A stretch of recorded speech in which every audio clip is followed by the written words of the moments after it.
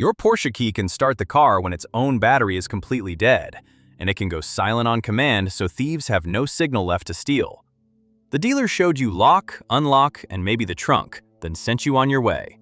These are the hidden Porsche key fob features you didn't know about. Number 14. The low battery warning most owners never notice. Let's start with the feature that prevents half the problems on this list from ever happening. Your Porsche tells you when the key battery is dying, long before it actually dies. Most owners just never notice. The warning appears in the instrument cluster, and it shows up well before the fob gives out completely. That is your window, and it is a generous one. The car is not saying the key is dead. It is saying the key will be dead soon, and you get to choose whether that moment happens at your kitchen counter with a fresh battery in hand, or in a parking garage at night with your arms full. The mistake owners make is treating that message like background noise. Weeks later, the remote range shrinks, the buttons need 2 or 3 presses, and eventually nothing responds at all. And the warning that predicted the whole story was dismissed a month earlier. So build the habit now. The moment that message appears, swap the battery that week. A coin cell costs a few dollars, the swap takes minutes, and every trick later in this countdown works better with a healthy battery behind it. Lost cars find themselves in the next one. Number 13. Find your car instantly in a massive parking lot. Every Porsche owner has lived this scene. You walk out of the airport or the stadium, and the sea of parked cars stretches in every direction. You remember parking near a pillar, which describes roughly 400 spots, and now you are wandering the rows, pressing unlock and hoping. Your key already solves this. The fob's confirmation functions, the flash of the lights, and the horn honk feedback are a built-in locator beacon, and using them deliberately beats using them accidentally. Instead of pressing unlock over and over and listening hopefully into the noise, use the confirmation signals and watch for the response. In a crowded structure, your eyes will find a flashing Porsche far faster than your ears will isolate one chirp in a wall of city sound. This works precisely because of how these structures defeat your other tools. A phone's map rarely knows which level of a concrete garage you are on, and memory is exactly as reliable as you were distracted when you parked. Press, watch for the response, walk toward it. The feature is not hidden inside the key. It is hidden inside the habit of only ever using 2 buttons. Watch your Porsche tuck itself in next. Number 12. Fold the mirrors from the fob alone. Here is a small trick with an outsized payoff, especially if you park on narrow streets, in tight garages, or anywhere a delivery van might squeeze past your parked car with inches to spare.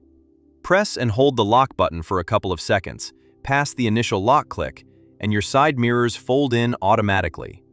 No settings menu, no configuring a default behavior in the car first, no touching the mirror switch inside. Just a held button on the way to the elevator, and the widest, most vulnerable points on your parked Porsche pull themselves out of harm's way. Why does this matter more on a Porsche? Because these mirrors are painted, motorized, and on many models loaded with electronics. And a clipped mirror on a city street is the kind of small accident that produces a very unsmall repair invoice. One note from the ownership community worth knowing. Depending on your model year and market, dealers can also configure different mirror folding behaviors. So if the held button method behaves differently on your car, the behavior may simply be set up another way. Test it once in your driveway, learn what your specific key does, and enjoy one of those little rituals that separates people who know their car from people who only drive it. Sometimes opening less is the smarter move. Number 11. Unlock only the driver's door, on purpose. This one comes confirmed directly by Porsche's own owner documentation, and it changes how you think about a button you press every single day. Press unlock once, and only the driver's door and the tailgate open. Press it twice, and the entire vehicle unlocks. Every door, all access. That is not a glitch. It is deliberate, layered control over how much of your car opens at any moment. And once you know it, you start using it strategically. Think about when you actually want the whole car open. Passengers, luggage, a family piling in at once. Now think about when you absolutely do not. Walking to your car alone in a dim parking structure at night. Parking next to strangers in a tight lot. A valet scenario where access should stay exactly as limited as it needs to be. In those moments, a single press means every other door stays locked while you get in. And nobody can quietly open a rear door while your attention is on your seatbelt. The double press is always there when you want the open everything behavior, one extra click away. The point is that Porsche gave you the choice, right on the fob, and most owners have been making that choice at random for years without knowing there was one. From today, 1 press when you are alone, 2 when you are not. Your brake foot gets a vacation next. Number 10.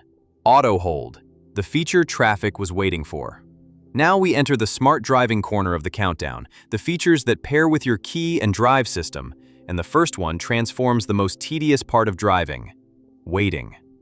Auto Hold keeps the car stationary at a stoplight or in stop-and-go traffic without your foot pinned to the brake pedal. You brake to a stop, the system holds the car for you, and your leg relaxes. When the light changes, a simple tap of the gas releases it and you roll away. No creeping, no holding pressure through a 3-minute light, no hill anxiety while the car sits pinned on a slope. If that sounds minor, count how many times you stop on an ordinary commute. Every red light, every cue, your leg is doing static work this system does better, and over a year of city driving, that adds up to thousands of small efforts removed. And there is a subtle safety angle too. A held car does not creep forward when your attention drifts in a queue. Switch it on for your next city drive and notice how much calmer traffic feels. If you found this video helpful already, you'll definitely enjoy my ebook. You can get it through the link in the description or by scanning the QR code on the screen. The limited time offer ends soon, so don't miss out. And don't forget to subscribe. Number 9. Launch Control, the party trick the car was born with. If your Porsche is equipped with Sport Chrono, it carries the single most dramatic capability on this entire list, and most owners have never once used it: Launch Control. The sequence is specific, and it has to be, because you are asking the car to execute a perfect start on your behalf. Select Sport Plus mode. Press the brake firmly with your left foot. Apply the throttle. Then release the brake. The car does the rest, managing the engine and the drivetrain to deliver the kind of start you simply cannot replicate with footwork alone, every single time, without drama and without abuse. That last part matters, because many owners avoid launch control out of fear they are hurting the car. It is a factory-engineered, repeatable procedure, validated by the people who built the engine. Not a hack, a feature you paid for. The obvious caveat applies. This belongs on a closed course, a drag strip, or wherever it is genuinely safe and legal, never on a public road with traffic. But within those boundaries, experiencing your own car's full launch once will recalibrate what you think you bought. Loud startups are a setting, not luck. Number 8. Program the sport exhaust to stay on by default. Here is a daily ritual thousands of Porsche owners perform without knowing it is optional: pressing the sport exhaust button every single time they start the car, because the system defaults back to quiet mode at every startup. The fix is simple and permanent. On select models, a dealer can reprogram the setting so sport exhaust is simply on by default at startup. One visit, one configuration change, and from that day forward, the car wakes up sounding the way you actually want it to, with no daily button press required. If you ever want quiet mode, the button still works exactly as before. It just stops being homework. You chose a car with a sport exhaust because you enjoy hearing it, and the factory default has been quietly overruling that preference twice a day since delivery. The dealer never mentions the reprogram option, simply because nobody asks. So ask. Next time the car is in for service anyway, add one line to the work order and drive home with the default that matches the owner. It is the cheapest personality upgrade in the Porsche catalog. Morning drama costs exactly one extra click. Number 7. The cold start exhaust trick. And if you want that soundtrack without a dealer visit, here is the free version, and it works on your very next cold start. The trick is entirely about the order of operations. Turn the key or the start sequence one click, so the car wakes but the engine does not fire. Enable sport mode, then start the engine. Done in that order, the exhaust flaps are already open the moment the engine catches, which produces a noticeably more dramatic startup sound than the standard sequence, where the car starts in quiet mode and the flaps stay closed. Same car, same hardware, same fuel. The only difference is that you told the exhaust what you wanted before the first combustion event instead of after it, and the morning soundtrack changes completely. Use it with judgment, obviously, because your neighbors at 6 in the morning did not buy a Porsche. But on a cold Saturday at the start of a proper drive, those 3 deliberate clicks are one of the small joys of ownership no dealer demonstration ever covers. Trapped heat escapes before you arrive next. Number 6. Vent the entire cabin from outside. Every owner knows the feeling. The car sat in summer sun for 2 hours, and opening the door releases a wall of oven air. Here is the trick that solves it before you ever reach the handle. On many models, holding the unlock button for a few seconds lowers all the windows remotely. And on cars equipped with a sunroof, it also tilts or opens that panel, letting the trapped heat escape upward while fresh air moves in, all while you are still walking across the parking lot. By the time you sit down, the worst of the heat has already left, and the air conditioning starts its work with a massive head start. The reverse works too. Holding the lock button closes every window and the sunroof back up in one motion. Realize you left a window cracked as the sky darkens? One held button from the doorway handles it. One regional nuance worth checking. The full double function, windows and panoramic roof together, is more commonly available on keys sold in Europe and other markets outside the United States, so American owners should test what their specific fob supports. Try it once this week. It takes 10 seconds to learn and improves every hot day you will ever have with the car. Little hands lose a favorite toy next. Number 5. Child lock the interior handles with the emergency blade. Hidden inside your fob is a mechanical emergency key, and we will give that blade the spotlight it deserves at number 1. But first, here is a trick almost nobody knows it can do while the car is running perfectly. On select models, there is a small round slot, and inserting the emergency key into it toggles whether the interior door handles can open the doors at all. Turn it one way, and pulling the handle from inside does nothing.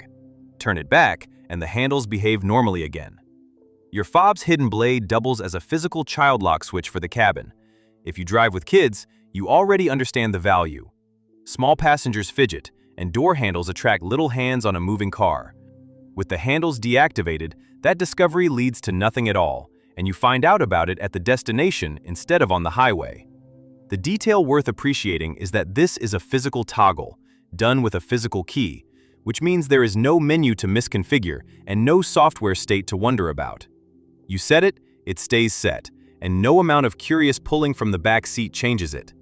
If there are car seats in your Porsche, go find the round slot this afternoon. Pets ride safer after this next trick. Number 4. The 2-click lock that protects pets and kids. Here is a feature designed for a very specific, very real scenario, and almost nobody who needs it knows it exists.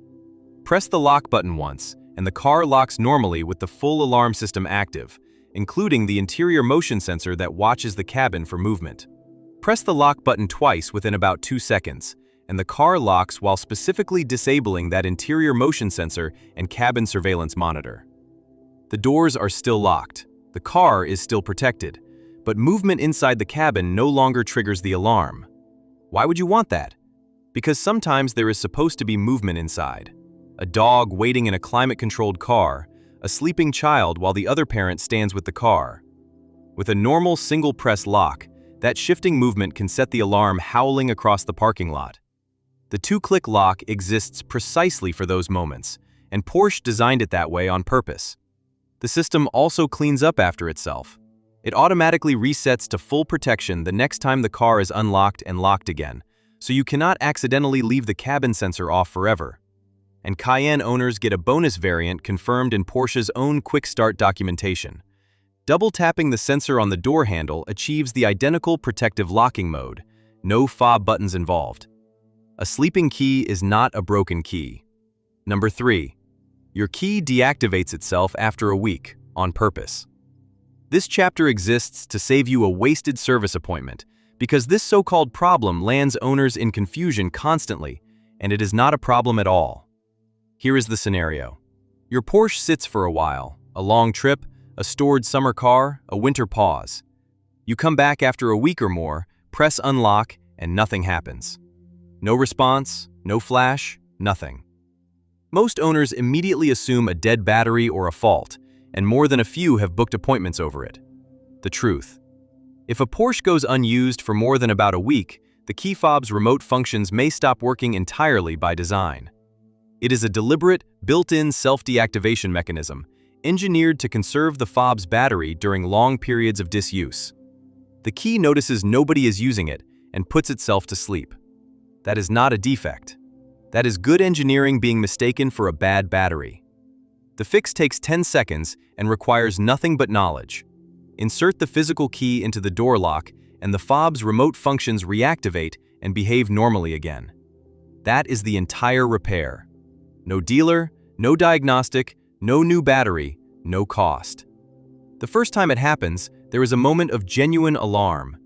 Now you will recognize exactly what happened and fix it in seconds. Thieves hate the next trick most of all. Number 2, put the key to sleep and beat relay thieves. Now, the security feature that earns this video its place on your watch history, because it defends against the way modern cars actually get stolen. Relay attacks work like this. Your key sits on the kitchen counter, quietly transmitting its presence the way keyless systems do. Thieves outside use signal equipment to capture and extend that transmission until it reaches your car in the driveway. As far as the Porsche is concerned, the key just walked up to the door. The car unlocks, starts, and is gone, without your key ever leaving the house and without a single window broken. The defense is beautifully simple. A key that transmits nothing cannot be relayed. Many Porsche keys can be put into a fully dormant, non-transmitting state through a specific button sequence on select models. Dormant means exactly that.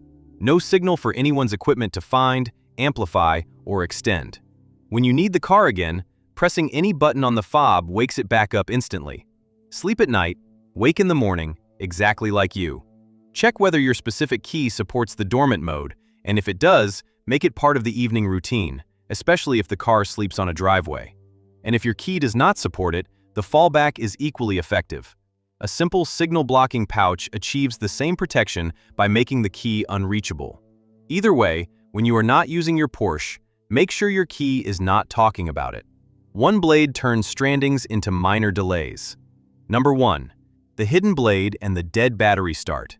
And here it is, the number 1 feature, the one that turns the worst key scenario there is, a completely dead fob, into a minor delay instead of a tow truck.